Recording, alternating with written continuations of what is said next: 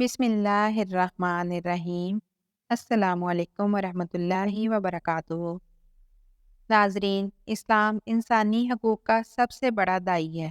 حضرت ابو ہریرہ رضی اللہ تعالیٰ عنہ سے روایت ہے کہ رسول اللہ صلی اللہ علیہ وآلہ وسلم نے فرمایا، تین صفات ایسی ہیں کہ وہ جس شخص میں بھی ہوں اللہ تعالیٰ اس سے آسان حساب لے گا اور اسے اپنی رحمت سے جنت میں داخل فرمائے گا۔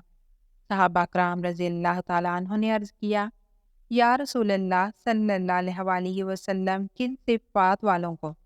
آپ صلی اللہ علیہ وآلہ وسلم نے فرمایا، جو تجھے محروم کرے تو اسے عطا کر، جو تجھ پر ظلم کرے تو اسے معاف کر، اور جو تجھ سے رشتہ داری اور تعلق توڑے تو اسے جوڑ۔ ایک صحابی رضی اللہ تعالیٰ عنہ نے عرض کی، یا رسول اللہ صلی اللہ علیہ وآلہ وسلم، اگر میں یہ کام کر لوں تو مجھے کیا ملے گا؟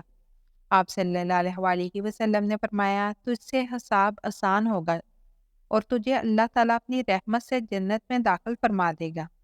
اس کے برخلاف رشتہ ناطہ کو توڑ دینا اور رشتہ داری کا پاس و لحاظ نہ کرنا اللہ کے نزدیک حد درجے مبغوض ہے۔ نبی کریم صلی اللہ علیہ وآلہ وسلم نے ارشاد فرمایا، میدان حشر میں رحم جو رشتہ داری کی بنیاد ہے، عرش خداوندی پکڑ کر یہ کہے گا کہ جس نے مجھے دنیا میں جوڑے رکھا، آج اللہ تعالیٰ بھی اسے جوڑے گا، یعنی اس کے ساتھ انعام و کرام کا معاملہ ہوگا، اور جس نے مجھے دنیا میں کاٹا، آج اللہ تعالیٰ بھی اسے کاٹ کر رکھ دے گا، یعنی اس کو عذاب ہوگا۔ نیز احادیث سے یہ بھی ثابت ہوتا ہے کہ دنیا میں بالخصوص دو گناہ ایسے شدید تر ہیں جن کی سزا نہ صرف یہ کہ آخرت میں ہوگی بلکہ دنیا میں بھی پیشگی سزا کا ہونا بجا ہے، ایک ظلم اور دوسرا قطع رحمی۔ حضرت انس رضی اللہ تعالیٰ عنہ فرماتے ہیں کہ رسول اکرم صلی اللہ علیہ وآلہ وسلم نے فرمایا، جو شخص چاہتا ہے کہ اس کے رزق میں وسعت و خوراکی اور اس کی اجل میں تاخیر کی جائے، یعنی اس کی عمر دراز ہو، تو اس کو چاہیے کہ وہ رشتہ داروں کے ساتھ حسن سلوک اور احسان کرے۔ ایک اور حدیث مبارکہ میں بھی اسی طرح کے الفاظ مروی ہیں کہ جو شخص پسند کرتا ہے کہ اس کے رزق میں وسعت ہو، اس کی عمر میں اضافہ ہو، تو اسے چاہیے کہ وہ صلہ رحمی کرے۔ حضرت ابو ہریرہ رضی اللہ تعالیٰ عنہ سے روایت ہے کہ ایک شخص نے رسول اللہ صلی اللہ علیہ وآلہ وسلم سے عرض کیا کہ یا رسول اللہ صلی اللہ علیہ وآلہ وسلم، میرے اقارب ہیں، میں ان سے جوڑ پیدا کرتا ہوں مگر وہ مجھ سے توڑتے ہیں، میں ان پر احسان کرتا ہوں مگر وہ مجھ سے بدی کرتے ہیں، میں ان کے ساتھ حلم و بردباری سے پیش آتا ہوں مگر وہ مجھ سے جہل و جفا سے پیش آتے ہیں۔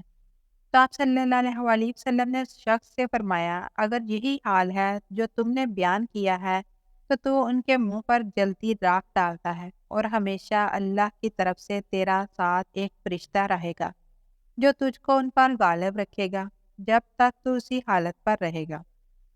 ایک حدیث میں آتا ہے کہ نبی کریم صلی اللہ علیہ وآلہ وسلم نے ارشاد فرمایا، جس آدمی نے اپنے رشتہ داروں کے ساتھ میل جول حقارت کی وجہ سے ترک کیا، وہ قیامت کے دن اللہ تعالیٰ کی رحمت سے محروم رہے گا۔ نبی کریم صلی اللہ علیہ وآلہ وسلم کا ارشاد مبارکہ ہے، بے شک آدم کے بیٹوں کے اعمال ہر جمعرات کی رات اللہ کے دربار میں پیش کیے جاتے ہیں، مگر رشتہ کاٹنے والے کے اعمال ضائع کر دیے جاتے ہیں۔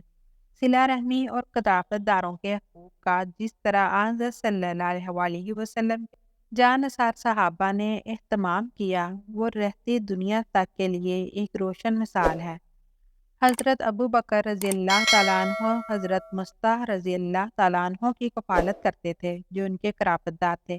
جب حضرت عائشہ رضی اللہ تعالیٰ عنہ کے خلاف پروپیگنڈا کیا گیا تو مخلص اور سیدھے سادے چند مسلمان بھی اس سے متاثر ہو گئے، جن میں حضرت مصطح رضی اللہ تعالیٰ عنہ بھی شامل تھے۔ حضرت ابو بکر رضی اللہ تعالیٰ عنہ نے باپ ہونے کے ناطے جذبات میں آ کر قسم کھائی، مصطح کی کفالت نہیں کروں گا، مگر اللہ تعالیٰ نے سورہ نور میں ارشاد فرمایا کہ قرابت داروں کی مدد نہ کرنے اور ان کی کفالت نہ کرنے کی قسم نہ اٹھاؤ بلکہ اپنا حسن سلوک جاری رکھو۔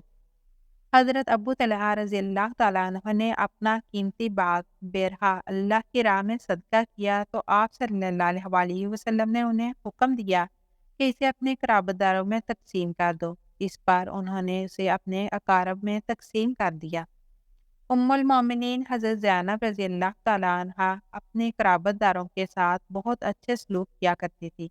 एक मर्तबा अमीरुल मोमिनीन हज़रत उमर रज़ी अल्लाह तआला अन्हो ने उनकी खिदमत में सालाना वजीफ़ा भेजा जो 12,000 दरहम था। उन्होंने वो सारी रकम अपने अक़रबा में तकसीम कर दी।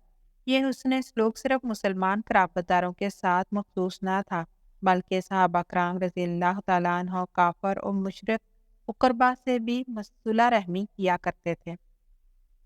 अबू दाऊद की एक रवायत के मुताबिक हज़रत उमर रज़ी अल्लाह तआला अन्हा ने रसूलुल्लाह सल्लल्लाहु अलैहि वसल्लम का दिया हुआ रेशमी जोड़ा अपने मुशरिक भाई के पास भेज दिया जो मक्कातुल मुकर्रमा में मुकीम था। हज़रत अस्मा रज़ी अल्लाह तआला अन्हा की वालदा जो गैर मुस्लिम थी माली मदद की कि इनके पास मदीना मुनव्वरा आईं तो उन्होंने रसूलुल्लाह सल्लल्लाहु अलैहि वसल्लम से दरियाफ्त किया कि वो उनके साथ सिला रहमी कर सकती हैं। तो आप सल्लल्लाहु अलैहि वसल्लम ने फरमाया, हाँ कर सकती हैं। सिला रहमी का इस कदर एहतमाम इसलिए था कि वो जानते थे अगर इंसान हकूक़ अल्लाह के साथ हकूक़ुल इबाद भी कामिल है तो इसकी फलाह यकीनी है, क्योंकि रब ताला चाहें तो अपने हकूक़ माफ़ कर दें मगर अपने बंदों के हकूक़ माफ़ नहीं करेंगे। मुसलमानों के अलावा काफरों को भी मालूम था कि आप सल्लल्लाहु अलैहि वसल्लम की तालीमात में सिला रहमी पर किस कदर जोर दिया गया है। बुखारी और मुस्लिम शरीफ की रवायत के मुताबिक हरकल ने अबू सुफियान से जो सवालात किए उनमें से एक सवाल ये भी था कि ये नए नबी तुम्हें किस चीज़ का हुक्म देते हैं। अबू सुफियान अगरचे इस वक्त तक मुसलमान नहीं हुए थे बल्कि आप सल्लल्लाहु अलैहि वसल्लम के दुश्मनों में से थे, लेकिन आपने जवाब दिया कि वो नबी कहते हैं कि एक अल्लाह की इबादत करो और उसके साथ किसी को शरीक ना ठहराओ और अपने आबादात की गलत बातों को छोड़ दो। वो हमें नमाज, सच्चाई, पाकदानी और सिला रहमी का हुक्म देते हैं। एक हदीस पाक में सिला रहमी की अहमियत इस तरह वाज़िह की गई कि जो शख्स अल्लाह और आखिरत के दिन पर ईमान रखता है वो सिला रहमी करे। सिला रहमी की इस कदर ताकीद के बावजूद बहुत से ऐसे लोग भी हैं जिनके पास ज़रा सा पैसा आ जाए तो गर्दन में गोया सरिया फिट हो जाता है और वो अपने गरीब या कम हैसियत रिश्तेदारों से ताल्लुक़ ख़त्म कर लेते हैं। लोगों को तकलीफ देना छोड़ दें, माफ़ करना सीखें, फिर देखें कि अल्लाह ताला किस तरह ज़िंदगी के तकलीफ दे रास्तों से कांटे चुन चुन कर आपके रास्तों को सहल बनाता है। अल्लाह ताला हम सबको इन बातों पर अमल करने और अपनी आखिरत संवारने की तौफीक अता फरमाए। आमीन या रब्बुल आलमीन। नाजरीन, अगर आज की वीडियो आपको पसंद आई है तो हमारे चैनल जीनियस वॉइस को सब्सक्राइब कर दीजिएगा। अगली वीडियो तक इजाज़त दीजिए। अल्लाह हाफिज़।